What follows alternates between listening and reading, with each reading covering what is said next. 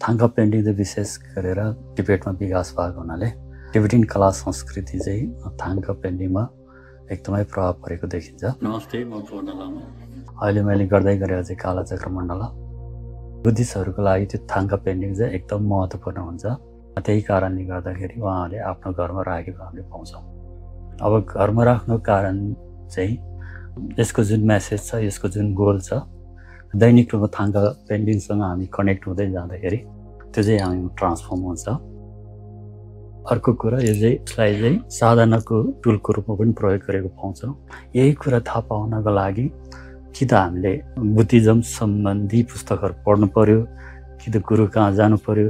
त्योभन्दा सबभन्दा सजिलो उपाय भने चाहिँ थाङ्कालाई भिजुअलाइज गर्यो, दैनिक रूपमा कनेक्ट हुँदै जाँदाखेरि हाम्रो मेमोरीमा, हाम्रो सबकन्सियस माइन्डमा त्यो चाहिँ इम्प्रिन्ट हुँदै जान्छ।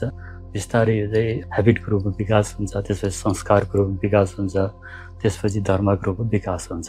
मैले सिकाउन त धेरै मान्छेहरूलाई सिकायो। अब विशेष गरी अहिले चाहिँ मैले फोरेनरहरूलाई सिकाउँछु। कोही यहाँ सिक्ने इन्ट्रेस्ट हुनेहरू जो हुनुहुन्छ कन्ट्याक्ट गर्दा हुन्छ।